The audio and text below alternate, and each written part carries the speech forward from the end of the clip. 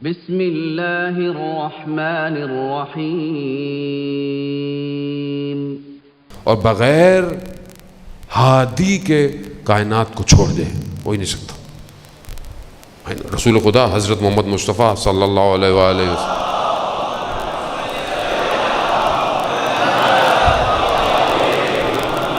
وسلم رسول خدا کی سرکار کی اپنی حدیث ہے کہ جو اپنے امام کو پہچانے بغیر، معرفت کے بغیر مر گیا وہ جہالت کی موت مرا ہے، سرکار کی حدیث۔ تو ہمارا امام کون ہے؟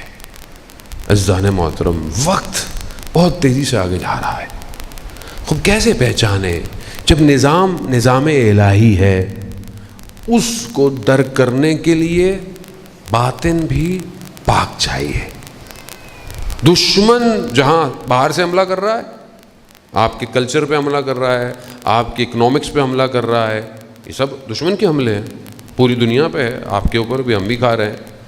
دوسری طرف دشمن باطن پہ بھی حملے کر رہا ہے، جیسے کل میں نے آپ کی خدمت میں ذکر کیا۔ ابھی اس ٹائم جو سب سے بڑا جہاد ہے وہ جہاد اکبر، جہاد بن نفس ہے۔ آج کے دور کے اندر جنگ احد میں صدر اسلام میں مسلمان جنگ کر کے تلوار سے خون ٹپک رہے ہیں، جیسے ہی گزرے رسول کے پاس، رسول نے کہا کہ مرحبا، مطلب جہاد کیا، مگر جہاد اکبر باقی ہے۔ کہا یا رسول اللہ کون سا جہاد ہے؟ کہا جہاد بن نفس، نفس کے ساتھ جہاد کرنا۔ آج بہت شوق ہوتا ہے، ہم لوگ یہ کر دیں گے، وہ کر دیں گے، بڑا آسان ہے یہ کرنا وہ کرنا، اتنا مشکل۔ اصل جو مشکل ہے وہ سردیوں کی رات میں ٹھنڈے پانی سے وضو کر کر فجر کی نماز پڑھنا ہے، یہ جہاد ہے، یہ کر کے دکھائیں۔ جو آدمی خدا کی بارگاہ میں کھڑا نہ ہو پائے وہ میدان جہاد میں کھڑا نہیں ہو سکتا۔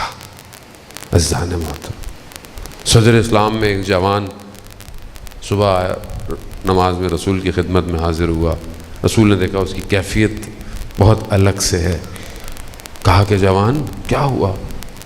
کہا کہ میں دیکھ رہا ہوں مناظر کو، کون جنت کی طرف جا رہا ہے، کون جہنم کی طرف جا رہا ہے۔ یعنی اس مقام پر ایک جوان عبادت سے پہنچ گیا۔ پھر اس نے کہا یا رسول اللہ میرے حق میں دعا کیجئے کہ مجھے شہادت نصیب ہو۔ جوان، عزیزان محترم، یہ وہ خزانہ ہے کہ جسے دشمن آلودہ کرنا چاہتا ہے۔ انہی کے لیے تو یہ ساری مجلس ہے، انہی میں سے تو کوئی اٹھے گا۔ وہ واقعہ میں پہلے بھی آپ کی خدمت میں بیان کر چکا ہوں، برحال ذہن میں آ گیا تو حضرت عیسیٰ علیہ السلام اپنے حواریوں کے ساتھ جا رہے تھے تو ایک شہر کے دروازے پہ پہنچے، اس کی ایک دیوار گری ہوئی تھی، تو جیسے ہی ہٹائی تو دیکھا کہ وہاں پر ہیرے جواہرات۔ حضرت عیسیٰ کے حواری ہیں، لیکن جیسے ہی ہیرے جواہرات دیکھے تو اٹھانا شروع کر دیا۔ حضرت عیسیٰ نے اب دیکھا کہ یہ تو اب حضرت عیسیٰ، کہا کہ میں شہر جا رہا ہوں اور میں شہر سے ایک ایسا ہیرا لے کر آؤں گا جس کی کوئی قیمت نہیں لگا سکتا۔ حضرت عیسیٰ تم لوگ یہیں روکو مت۔ حضرت عیسیٰ گئے، دیکھا ایک پرانی شہر کی ٹوٹی پھوٹی آبادی، کوئی چھوٹا سا گھر، گئے، بوڑھی سی عورت، کہا کہ میں نہیں جانتی حضرت عیسیٰ ہیں؟ کہا میں مسافر ہوں میم۔ کہاں بیٹھ؟ کہا میرا بیٹا ہے، وہ مزدوری کرنے گیا ہے، وہ آئے گا۔ تو جیسی آیا وہ جوان، دیکھا اس کے چہرے پر کرب ہے، کرب، ایک درد میں ہے۔ نبی خدا کی پہچان گئے۔ کہا جوان کیا مشکل ہے؟ کہا نہیں کوئی مشکل نہیں۔ کہا بتاؤ، شاید میں تمہاری مشکل حل کروں۔ کہا ایسے ایسے ہے، میں مزدوری کرتا ہوں، یہ وہ۔ ایک قافلہ جا رہا تھا، کاروان، ہوا چلی، پردہ ہٹا تو میری نگاہ اس محمل پر پڑ گئی، اور وہ ایک نگاہ میری پڑی خاتون پر، تو بس وہیں میں عاشق ہو گیا۔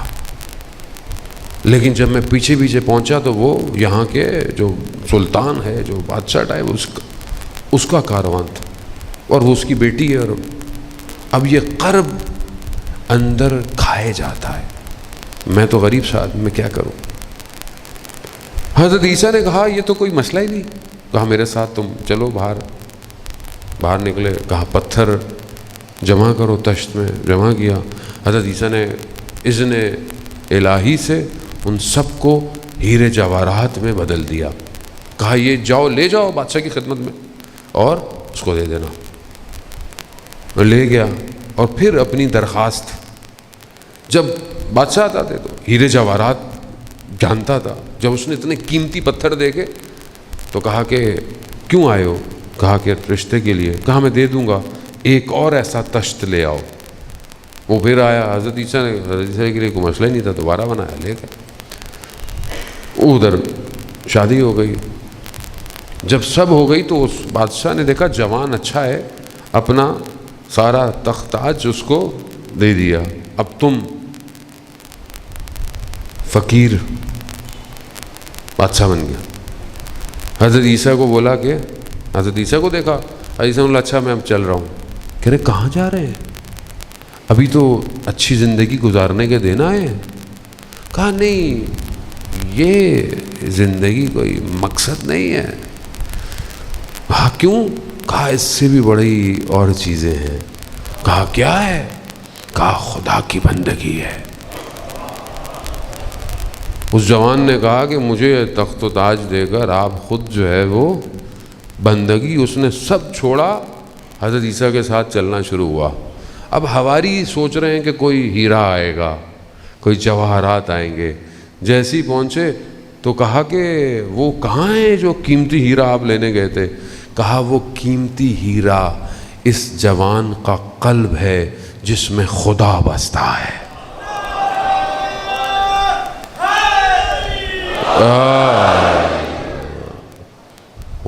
وہ چاہیے امام زمانہ کو، چاہیے امام زمانہ۔ کیسے دیکھیں گے آپ امام زمانہ؟ کیسے دیکھیں؟